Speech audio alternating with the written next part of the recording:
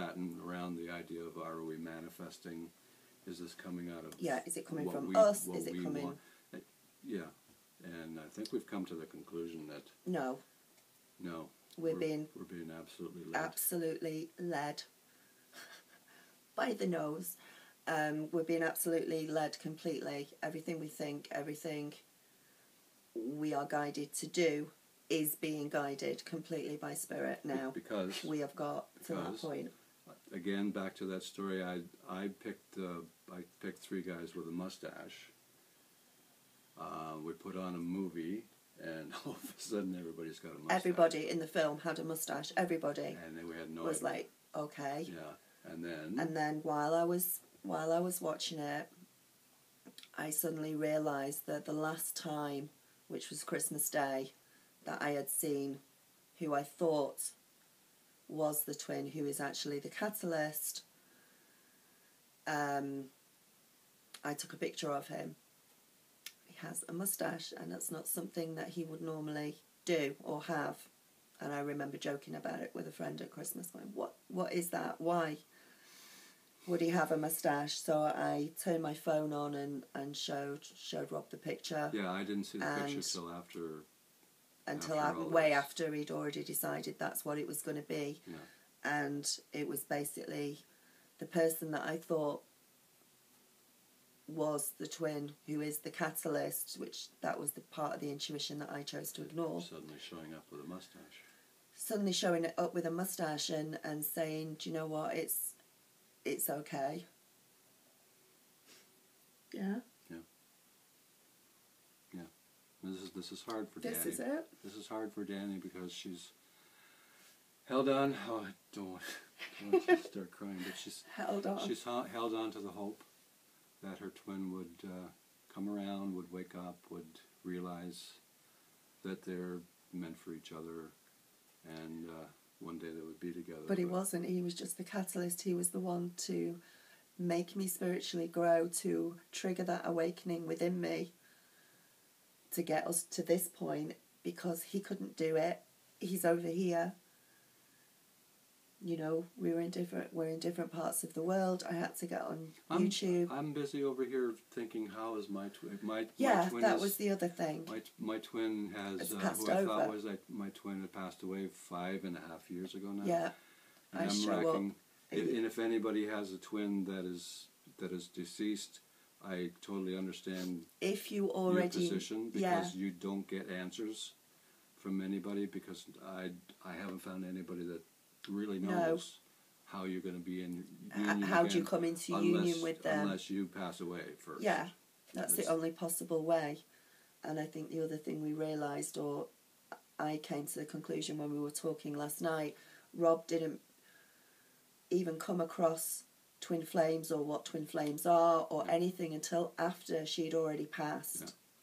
And he equated that to, oh, she must have been my twin flame. Like what you're saying, this is going to take a long time to sort it out, but that seemed like a logical step at the time. It did, just as mine seemed like. Because somebody passes and you're heartbroken, and you were and with her for... You want to cling. How many years were you together? 30, would have been 34. 34 years, so that's a long, long time. She is still here with us as well, and she's guiding, she's coming through, she's coming through readings that I've done She comes through for me in song lyrics. Yeah. I have heard her on occasion, shortly after she did pass. Yeah. Verification from a psychic that, she is here, she is with me, she's guiding me, she's... And that's why she said it was less buggy, because we're clearing it now. Yeah. So... There's probably gonna, like, if you listen to Danny's twin flame information over the last couple years, you might think that this is going to throw a big wrench into what she's been saying, and we kind of talked yesterday. We did talk about things last night. It has. I can certainly understand if anybody's confused. Trust me, we are just as confused as you would be. But you know what? We did not see this coming. It actually makes perfect sense, because the reason we're slightly confused is because we were holding on to old belief systems and we were holding on to old paradigms. Both of us. Timelines, we were holding on to that. But that was also deliberate and divinely orchestrated because we had to, because that was driving us forward on the awakening process, along the awakening process. Because if I'd have woken up to, in my personal case, if I'd have woken up to, hey, I'm a twin flame, but I don't know who my twin is, and I don't know where this is going, I would have given up, probably.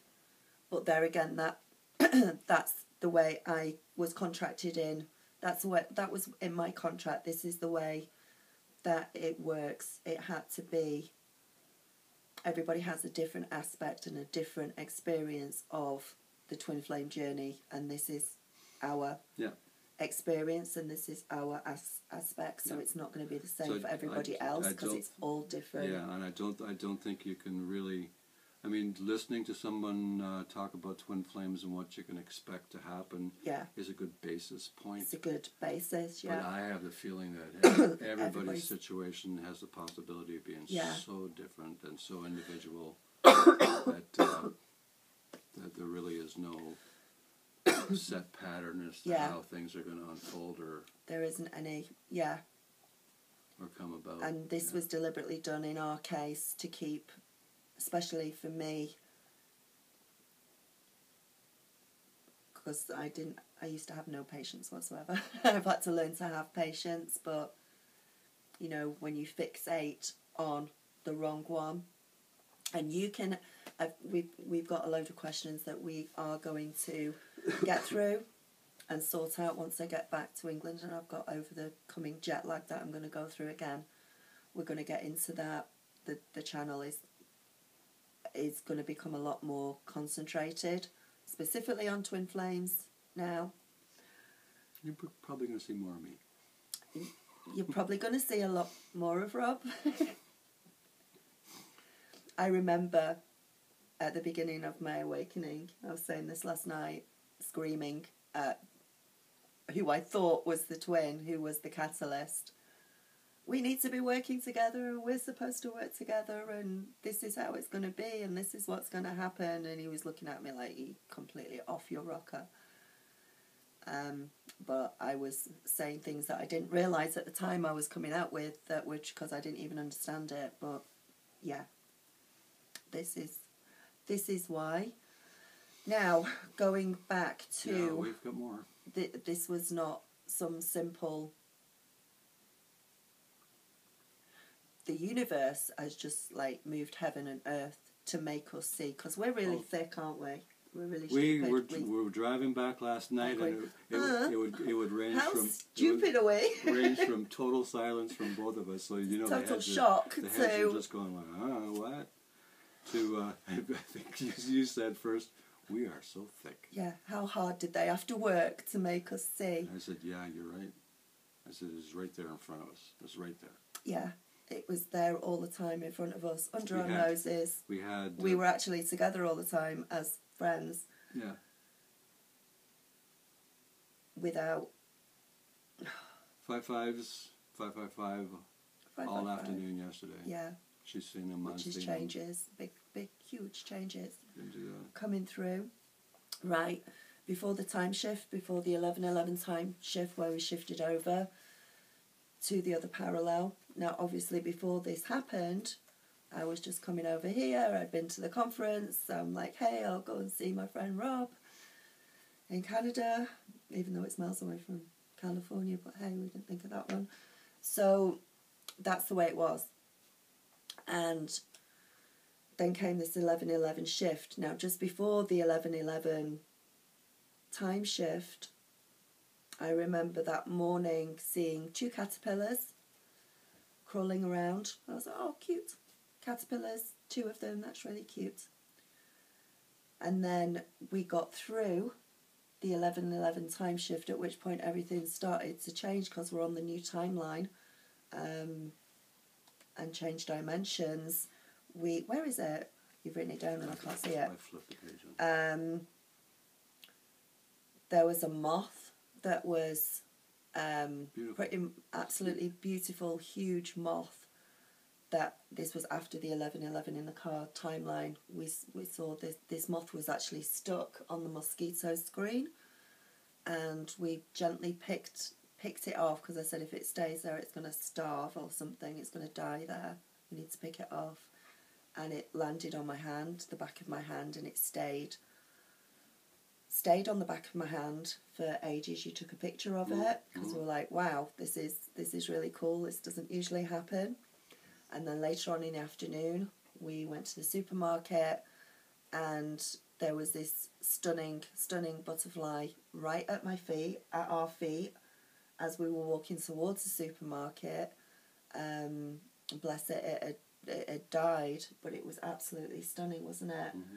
And I picked it up in my hand. It looked like a monarch butterfly. No, it was white. Was it white or yellow? No, monarchs. It was pale yellow. It was pale yellow. Yeah. It was pale yellow with a couple of black spots on it. Monarchs are black and red. That's something completely different.